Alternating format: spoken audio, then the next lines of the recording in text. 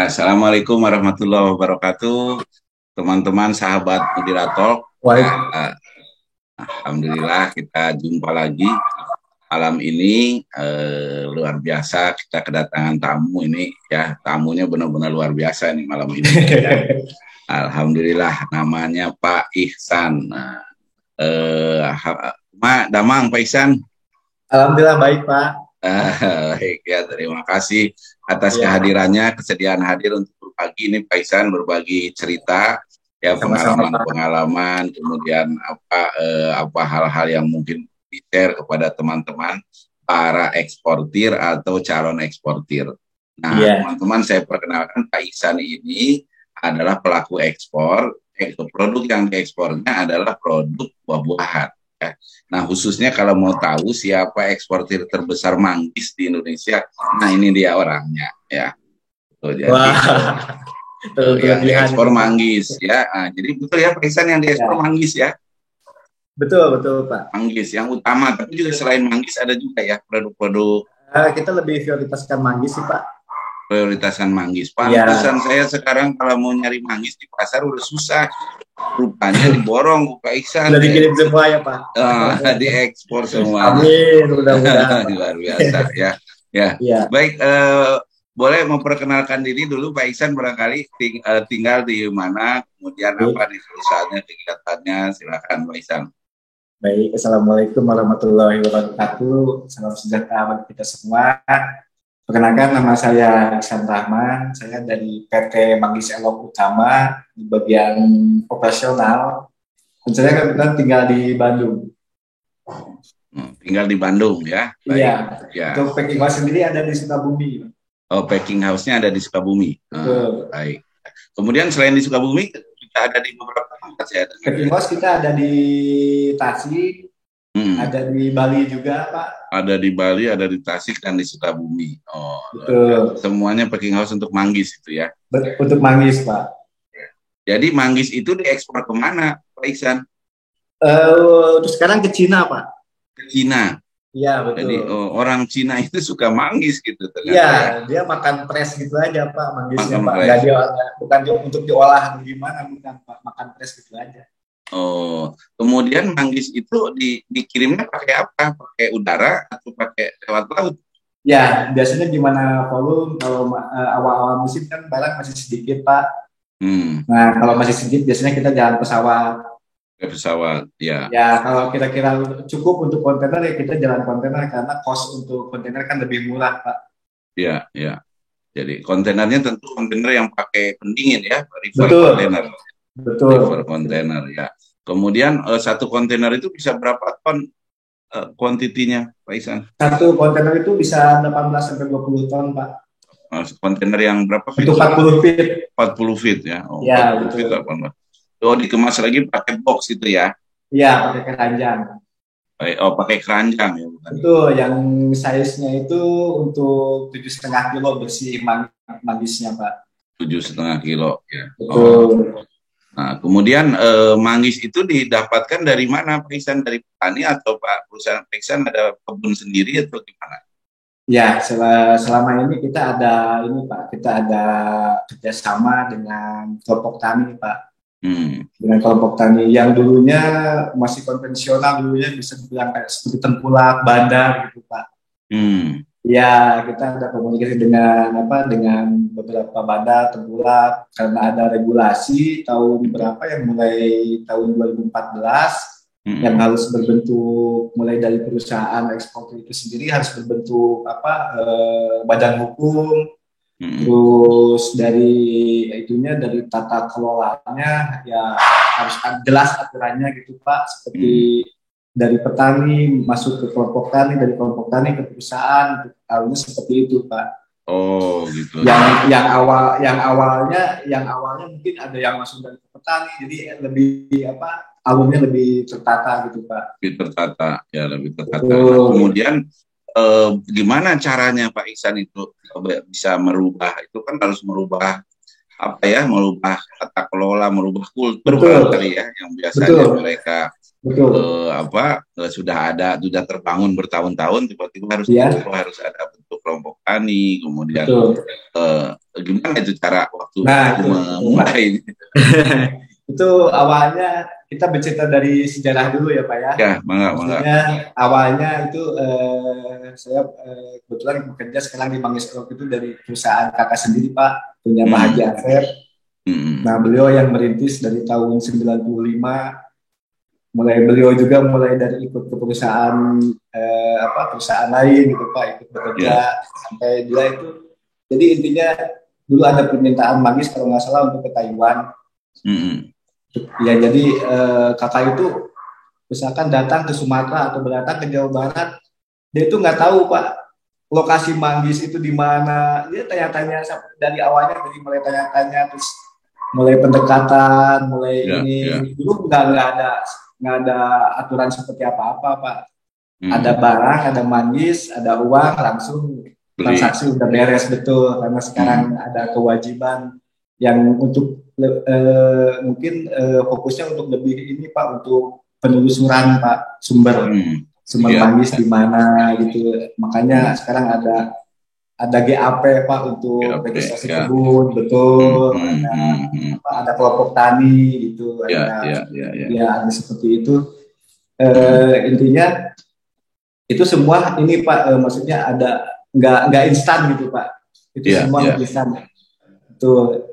Kalau dari perusahaan sisi baiknya gini Pak, kalau untuk perusahaan intinya gini, kalau kita mau ada barang bagus, kalau kita pengen manggis yang bagus, berarti kita harus ada pembinaan Pak ke si kelompok tani itu. Jadi jadi memang ini ada saling membutuhkannya gitu Pak. Saling membutuhkan ya, saling dari petani butuh pasar, kita butuh barang. Iya. Kemudian petani juga merasa diuntungkan tidak dengan sistem ini, ada pembinaan dari kelompok tani? Merasa diuntungkan Pak, cuman masih banyak kendala karena terbiasa dengan konvensional seperti yang di kelompok tani kan ada semacam organisasi ya Pak ya, yang harus ada ketuanya, harus ada bendaharanya. Nah belum terbiasa gitu. Belum terbiasa berorganisasi ya. Gitu. Betul. Jadi memang harus. Jadi kalau beres musim itu harusnya ada sosialisasi lagi gitu Pak. Dengan kelompok tani ada silaturahmi lagi, ada pelatihannya. Harus betul-betul didampingi ya, dikawal. Betul Pak, nggak bisa ditinggal begitu aja. Bukan hanya dari sisi teknis pembinaan untuk bagaimana bertani menghasilkan kualitas yang bagus, tapi juga organisasinya, cara berkelompok ya begitu ya. Lebih bagus kan kalau kelompok tani itu ada koperasi kan lebih baik ya. Nah sekarang meliputi berapa kelompok tani, Pak Ihsan? Kalau dari Manggis Elok sendiri ada 21 kelompok tani Pak. 21? Ya, satu kelompok taninya bisa puluhan, ratusan orang gitu Pak, satu kelompok tani. Satu kelompok taninya. Dan masing-masing anggota itu punya pohon manggis gitu ya? Iya, ada. Pohon manggis. Manggis ini kan beda ya dengan tanaman-tanaman yang berupa kebun yang luasannya cukup luas gitu. Masing-masing petani itu kira-kira punya pohon manggisnya berapa pohon atau berapa luas, Pak Ihsan, kisarannya? Aduh Pak, maaf Pak, putus-putus Pak. Kisarannya berapa luas satu orang tani, anggota kelompok tani itu luasan? Rata-ratanya ya Pak ya. Jadi gini Pak. Rata-rata. Ya, ini kembali ke kultur kita Pak, maksudnya kalau di kita itu jarang ada hamparan manggis yang sekian hektar. Ya. Betul, di kita itu kulturnya itu misalkan di satu wilayah itu yang satu lokasi 20 pohon, satu lokasi 10 pohon gitu Pak. Jadi karena kenapa keuntungan bagi perusahaan dengan dibentuknya kelompok tani itu agar bisa untuk penelusuran itu Pak. Terdata, jadi semuanya terdata gitu ya. Satu-satu pohon itu jadi ada nomornya, ada alamatnya jelas ya. Betul, ada registrasinya gitu Pak. Ada registrasinya. Jadi kalau kita misalkan mau itunya berapa hektar, kita nggak bisa jelaskan itu berapa hektar gitu. Iya. Berapa pohon misalkan, kita nggak bisa. Karena terpencar-pencar begitu. Betul, ya. Terpencar gitu ya. Apalagi manggis ini kan tanaman yang sejak ditanam sampai dia berbuah lama ya, berapa tahun tuh bisa? 7 tahun kalau nggak salah ya. Panennya. Gimana Pak? Putus-putus Pak? Umur panen pohon pohon manggis itu berapa tahun Pak Isan umumnya? Kalau mulai dari tanam ya Pak ya? Mulai dari tanam. 7 tahun ya katanya. Betul. Mulai belajar berbuah itu 15 tahun Pak. 15 tahun? Oh. 15 tahun itu baru mulai belajar. Wah, 15 tahun. Apa ya. gitu Pak? Iya. Iya. Kemarin sempat ada mungkin dari pemerintah gitu Pak, ada uji coba kerjasama dengan Jepang yang bisa menghasilkan pohon itu bisa sampai 8 tahun. Saya sempat dengar itu Pak, tapi saya belum tahu hasilnya seperti apa. Iya, saya dengar ada bisa 7 tahun sudah. Iya, betul. 7 tahun aja menurut saya udah lama banget. Iya. Ini 15 tahun prakteknya ya. Iya, betul. Oh, jadi rata-rata umur pohon yang sekarang dikelola petani berarti udah lebih 15 tahun semua. Udah puluhan tahun, Pak. Sudah puluhan tahun. Nah, kemudian kan umumnya begini ya, yang saya tahu nih, saya dengar ya Pak, di dalam bisnis hortikultura khususnya buah-buahan ya, yang menjadi salah satu kendala juga karena kan ada kebun atau pohon yang dikontrak. Jadi dikontrak, jadi kebun itu kalau di mangga Pak, ya kabarnya begitu. Jadi kebun dikontrak, ada yang kontrak, nanti si petani nggak tahu apa-apa, dia tahunya cuma nerima uang kontrak setahun sekian. Nanti hasilnya semua di pemeliharaan pohon oleh si pengontrak ini. Nah, kalau di manggis juga begitu awalnya ya Pak ya? Iya, tapi itu tidak mendidik sih Pak. Iya, betul makanya. Jadi tidak sulit untuk melakukan introduksi atau peningkatan mutu ya tanaman, mau diperbaiki, mau diapakan susah karena yang ngurus bukan pemiliknya. Ya. Betul. Harus ada pembinaan Pak. Harus ada pembinaan. Kemudian pembinaan ini kan juga umumnya kan petani menjadi melakukan itu karena alasan ini butuh uang, cash flow ya. Nah sekarang untuk mengatasi itu gimana Pak Isan? Apa Pak Isan, perusahaan Pak Isan yang nalang-nalangin uang ke para petani gitu? Ada Pak, ada. Ada juga biasanya, ya. Betul. Biasanya berapa bulan sebelum panen itu ada Pak. Ada bantuan seperti itu. Oh, jadi semacam sudah ada uang muka lah ya? Iya betul. Tapi bukan ini Pak, bukan uang kesepakatan atau apa namanya, ijon, bukan Pak. Bukan. Oh, tapi uang muka itu, bukan? Iya, tapi nggak ada jaminan seperti apa-apa, itu kepercayaan aja sih Pak. Kepercayaan aja. Nanti dibayar dengan buah ya, dipotong gitu ya, nggak dihitung, kalau kurang ditambah lagi gitu ya kira-kira. Ya. Jadi kira-kira itu sebagai uang muka yang nanti dibayar dari buah gitu ya. Betul. Dan harga itu kita mengikuti ini Pak, kita nggak patok bahwa musim ini harga harus 10.000, enggak, kita nggak ada patokan seperti itu Pak. Kita ngikutin harga pasar aja Pak. Oh, nah kemudian. Walaupun kita ada kasih uang muka, tapi kita nggak harus patok, misalkan tahun ini, musim ini manggisnya dibeli 5.000 atau 10.000, enggak Pak. Kita ngikutin pasar aja. Pasar lagi naik, ikut naik gitu Pak. Oh, masalahnya pasarnya pasar di mana? Kan pasar ini bisa di Cina. Oh, pasar di Cina. Oh, pasar pembelinya nanti di sana ya. Jadi kalau di sana kalau naik, kan transparan Pak. Iya, transparan. Jadi petani juga tahu berapa perusahaan Pak Isan jual ya. Betul. Oh, luar biasa. Jadi mereka tahu berapa dijual, berapa keuntungan pesan juga otomatis mereka tahu juga. Gimana Pak? Maaf putus-putus Pak. Keuntungan pesan juga petani tahu juga dong jadinya. Ya nggak seperti itu juga sih Pak. Intinya petani ada gambaran bahwa gambaran lagi bagus. Ya, secara ya. Oh, itu mudah diketahui oleh petani ya. Mudah diketahui Pak, mudah diketahui. Apalagi di zaman sekarang, zaman informasi Pak. Wah, luar biasa. Nah, kemudian jadi Pak Isan itu mengumpulkan itu di 3 tempat itu ya, Sukabumi, Tasikmalaya dan di Bali ya. Betul. Itu ya. Sumatera, Jawa, Bali Pak. Oh, Sumatera juga ya, Sumatera juga. Ya. Oh, kalau dari Sumatera dibawa ke Sukabumi atau ke Tasik ininya? Kita langsung packing di Sumateranya, langsung dibawa ke ini Pak. Kalau jalan pesawat kita langsung jalan ke pesawat Pak. Oh gitu. Jadi nggak, ya, kalau manggis itu prosesnya harus cepat gitu Pak. Harus cepat, ya. Betul. Kemudian setahun sekarang bisa berapa banyak itu Pak yang diekspor? 1 tahun ya paling sedikit 1 hari 1 kontainer. 1 tahun itu sekitar 4 sampai 6 bulan Pak musimnya Pak. 4 sampai 6 bulan. Kalau 4 bulan ya, paling sedikit 1 harinya 1 kontainer gitu aja Pak. Paling sedikit. Rata-rata, jadi bisa 100 atau 200 kontainer bisa sampai setahun. Bisa. 100 sampai 200 kontainer bisa ya, 200 kontainer. Betul. Oh, dalam waktu 1 tahun. Kali berapa tadi 18 ton per kontainer. Ya. Nah, kemudian dia dalam bentuk tentu belum masak sempurna ya kalau pada saat jadi gitu ya.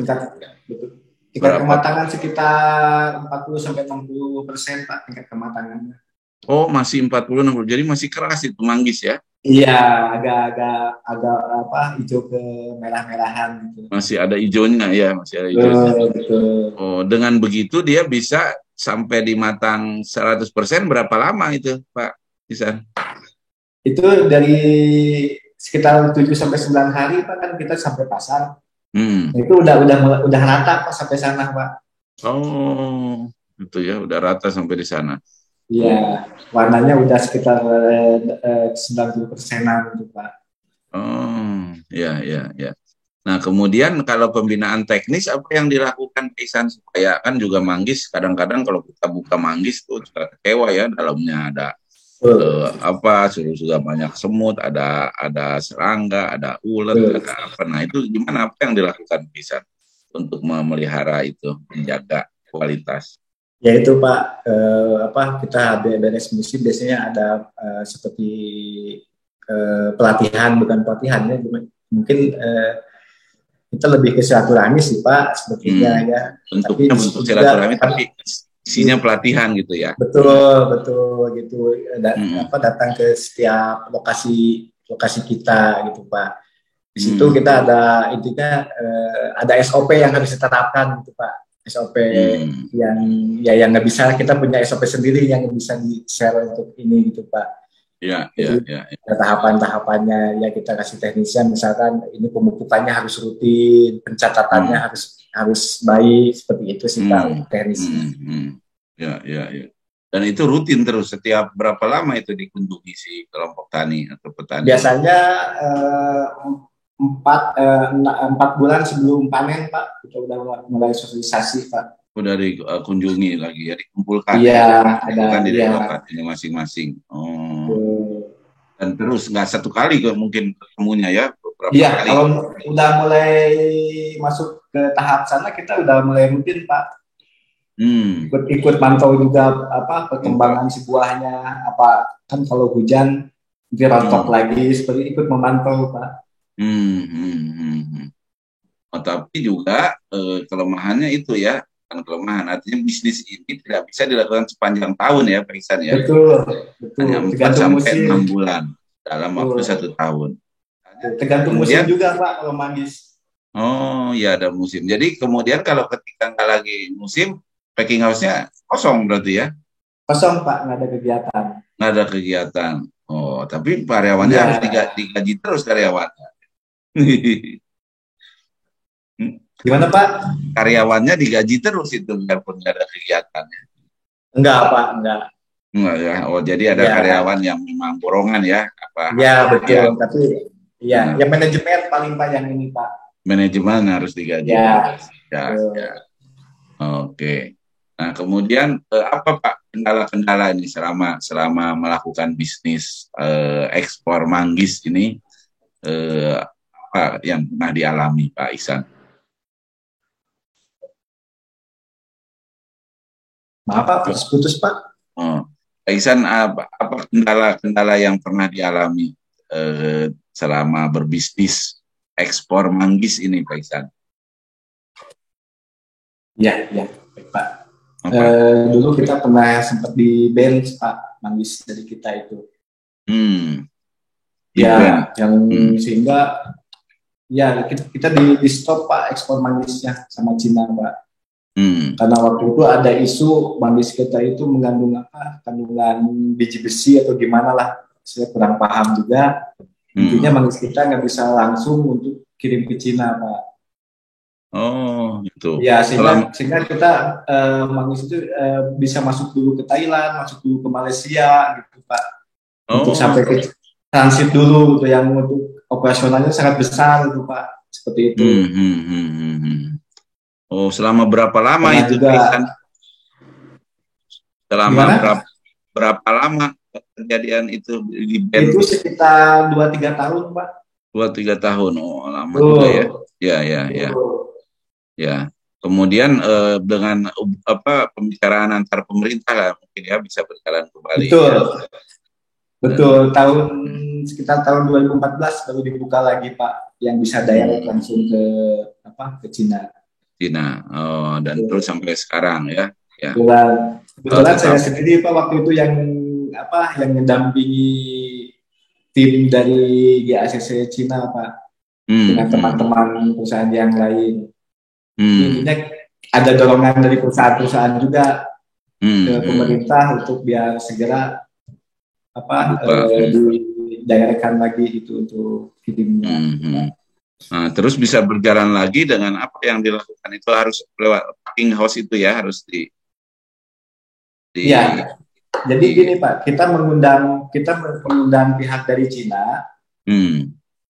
Kita bercerita nih Pak, mulai dari hulu sampai hilirnya kita sudah berubah intinya gitu Pak. Kita sudah ada tata kelolanya yang baik dengan yaitu Pak dari petani ke collecting house, dari collecting house ke packing house. Jadi ada tata kelolanya, kita ada SOP-nya, nggak langsung kirim-kirim, jadi terkontrol gitu Pak. Ya. Oke. Artinya tidak sembarang orang sekarang bisa mengekspor manggis ya, dia harus melakukan itu ya. Jadi asalkan dia mau mengikuti tata cara ini bisa saja ya. Betul.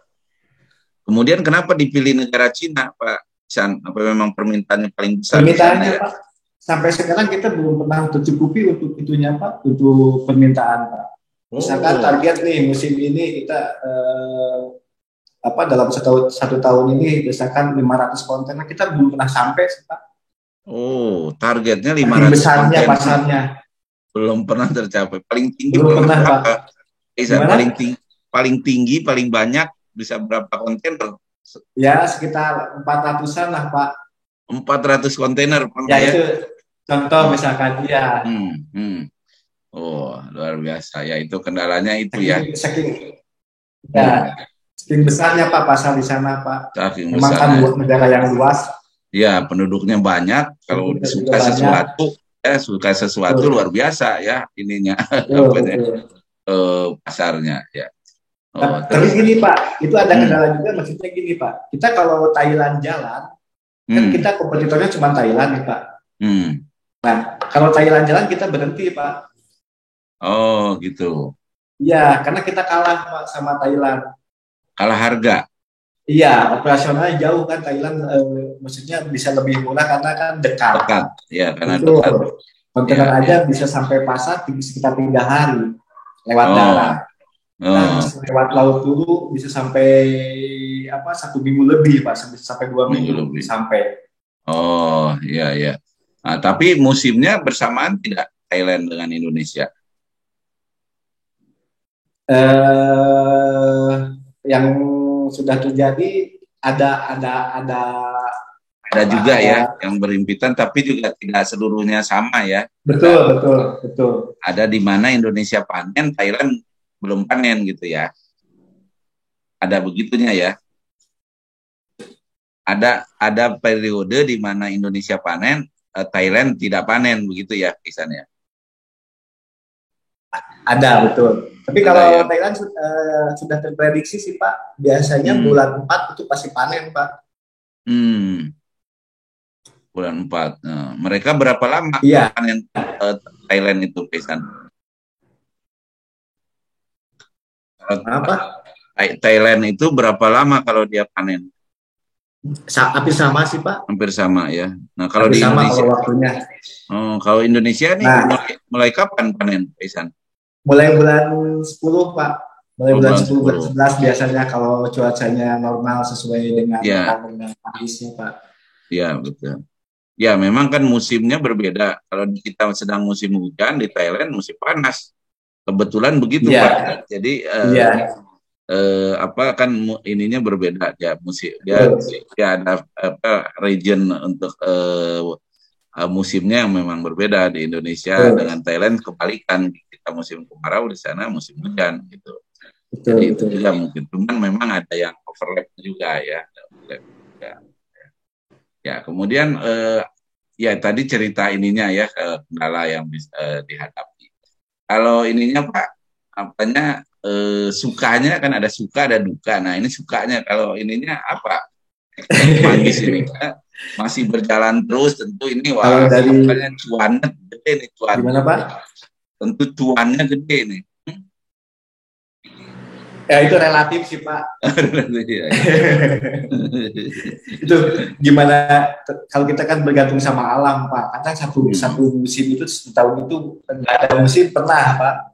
Oh gitu ya.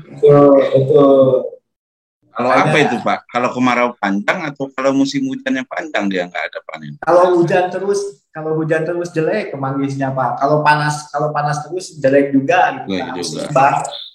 Oh Mungkin ya, bukan hanya manggis ya Pak ya, komoditas lain juga ya sama. buah-buahan yang lain juga ya begitu Betul. ya. Ya. Kemudian kalau buah-buahan yang lain, kenapa tidak ditangani juga? Apakah nggak ada permintaannya di sana, Pak Isan? Gimana Pak? Kalau buah-buahan yang lain selain manggis, apakah tidak ada Iya. permintaannya di sana? Ada Pak. Kita juga Ada sempat juga. sebelumnya kita juga sempat jalan kirim seperti mangga gitu Pak. Banyak komoditas juga, cuman karena dari perusahaannya sendiri kita lebih fokus ke manggis saja gitu Pak. Manggis saja nggak terpenuhi Iya. gitu ya. Jadi, Iya, betul. Makanya justru biasa. di kitanya yang harus dikembangkan lagi, yang harus dibenahi lagi gitu Pak. Naik lagi, ya ya. Wah, luar biasa ini. Nah kemudian apa nih? Menurut Pak Isan para pelaku ekspor ya khususnya produk-produk hortikultura, buah-buahan, apa yang mereka belum lakukan atau apa yang supaya mereka bisa juga meningkat ekspor hortikultura kita kan sangat sangat sedikit ya dibanding negara Betul. tetangga ya, dibanding Betul. Thailand, bahkan sekarang Vietnam juga sudah meningkat luar biasa nih hortikultura. Ya. Problemnya apa menurut Pak Isan di kita, Pak? Ya, kalau menurut saya gini Pak, ini kan banyak sekarang nih perusahaan yang tiba-tiba datang ke negara kita beli manggis, setelah itu sudah beli mereka pulang untuk mereka tinggalkan begitu aja. Nah, menurut saya gini Pak, menurut saya ada aturan jelas. Memang sudah ada sih Pak, cuman realisasinya kan nggak semua belum gitu ya Pak ya. Maksudnya saya inginkan ada aturan jelas. Kalau ingin usaha manggis, kalau ingin manggis dari kita itu minimal harus ada pembinaan gitu Pak. Yeah. Minimal ada kerjasama dengan kelompok tani, ada MOU atau gimana. Jadi jangan hanya pengen manggisnya aja, tapi harus ada pembinaannya juga gitu Pak. Ya. Jadi nggak ini instan juga gitu maksud saya. Ya, tidak instan dan memang kalau untuk produksi pertanian saya kira ini bisa jadi model ya Pak Isan. Jadi saya sangat antusias ya, sangat apresiasi nih atas apa yang dilakukan. Karena saya kira juga memang di seluruh produk-produk pertanian saya kira harus modelnya seperti itu ya. Harus ada pembinaan ya. Betul, Pak. Supaya apa? Kita bisa menghasilkan sesuatu yang bagus ya dengan kualitas yang bisa dijaga bicara ekspor ini gitu ya, dan negara lain begitu juga melakukan. Dan itu ada dampaknya Pak. Ya. Kemudian dampaknya seperti gini Pak, dampaknya misalkan kita udah ada melakukan pembinaan, kita ada standar, ada SOP. Kalau manggis untuk ekspor itu grade-nya seperti ini. Manggis untuk lokal itu misalkan grade-nya seperti ini untuk masuk supermarket. Nah, tiba-tiba dengan banyak perusahaan sekarang yang masuk, mereka itu kadang karena nggak tahu, karena kualitas, mereka itu beli semuanya gitu Pak. Tanpa dikasih grade, tanpa apa, yang penting dapat panggil saja Pak. Nah itu kan ngerusak mindset petani Pak. Wah, perusahaan itu aja mau gimana juga dibeli. Betul, ngapain kita capek-capek apa? Ada perawatan, ada ini. Nah itu Pak dampaknya Pak. Itu sangat besar sekali Pak dampaknya Pak. Ya. Jadi memang ya saya percaya itu perjuangan itu ya, Pak Ihsan ya, luar biasa. Iya. Jadi tidak mudah itu ya bagi teman-teman sahabat Nudiratalk, itu tidak mudah. Saya sendiri pernah melakukannya. Saya juga eksportir produk buah-buahan hortikultura ya gitu ya. Tidak mudah itu karena merubah mindset ya bagi petani, kemudian juga ada sistem kontrak atau sistem ijon gitu ya, sehingga yang menjadi pemilik buah itu bukan lagi pemilik pohonnya gitu ya. Betul. Rumit kan melakukan data niaganya jelas gitu. Data niaganya, jadi memang harus ditata kembali ya. Betul. Tapi dengan effort yang tinggi. Jadi artinya tidak bisa cuman ngomong aja, tapi harus didatangi dan dilakukan pembinaan terus menerus gitu ya. Betul. Terus menerus. Dampak sosial apa nih ke masyarakat di sana gitu, ke wilayah di sana, ke lokasi di sana. Kan harus ada, misalkan ada sumbangsi kita ke desa-desa untuk jalan karena sering lalu lalang kendaraan besar. Nah itu Pak, pembinaan itu bukan hanya bukan hanya petaninya dan bukan hanya pohon, tapi juga masyarakat ya secara keseluruhan. Betul. Ada dampak sosialnya seperti apa untuk masyarakat di sana gitu Pak. Dengan demikian mereka dengan senang hati jadi ingin terlibat dengan kita gitu ya. Betul, karena kan kalau kerja manis itu malam Pak, banyak tetangga yang terganggu kan Pak. Oh iya. Ya sore baru mulai masuk barang nih dari kebun, misalkan ke collecting house. Collecting house kita produksi sekitar jam 7 mulai produksi Pak, mulai penyortiran, packing seperti apa. Tapi dengan kita juga ada kontribusi untuk masyarakat di sana, ya mereka akan ini Pak menurut baik juga gitu Pak. Mengerti ya oke. Kalau dari sisi pendapatan juga petani juga lebih senang ya, jadi dengan ini ya ada kepastian juga ya, kepastian bahwa manggisnya akan dibeli saat itu ya. Betul. Dan kemudian kalau dia butuh bantuan cash flow, bantuan pendanaan juga ada gitu ya. Ada, betul Pak. Ya. Nah, jadi teman-teman nih sahabat Nudiratalk ya, begitulah bisnis produk pertanian, khususnya produk hortikultura ya.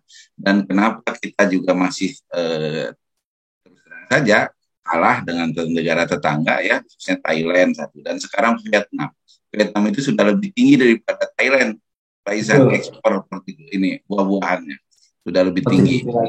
Dan sebentar lagi membayangi kita Myanmar. Coba bayangkan Myanmar ya. Jadi rupanya mereka ya melakukan apa yang dilakukan Pak Ihsan ini ya. Jadi di Thailand, di Vietnam petani itu dibina ya. Jadi bukan juga perkebunan besar yang memproduksi buah-buahan ya, juga petani, tetapi dilakukan pembinaan ya, pembinaan teknis. Ya, harus ada sinergi sih Pak. Ada sinergi. Dengan pemerintah juga.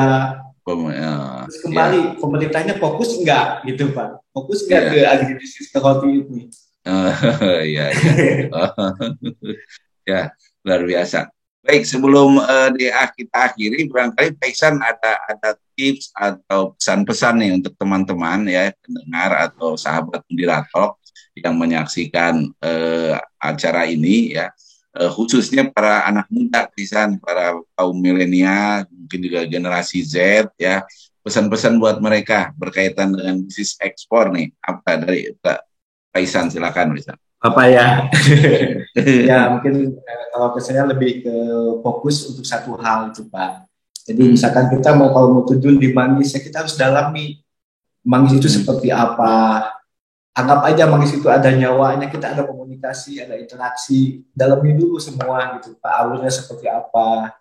Jadi jangan sampai kita bisnis manggis kita jalani, bisnis misalkan kopi atau apa kita jalani sehingga kita bukan ahlinya, maksudnya jadikan kita itu ahlinya.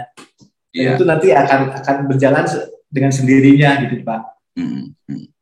Ya, luar biasa itu ya tipsnya buat teman-teman ya, sahabat Nudiratalk. Jadi harus fokus ya, fokus Betul, karena betul, dan satu bidang saja kita nggak habis-habis ilmunya itu Pak Isan ya, harus betul, terus betul, didalami sampai jadi orang yang paling ahli di bidangnya dan insya Allah betul. berhasilan bisa dicapai dengan begitu ya. Mengikuti Pak itu mengikuti. Mengikuti. Aduh, ya.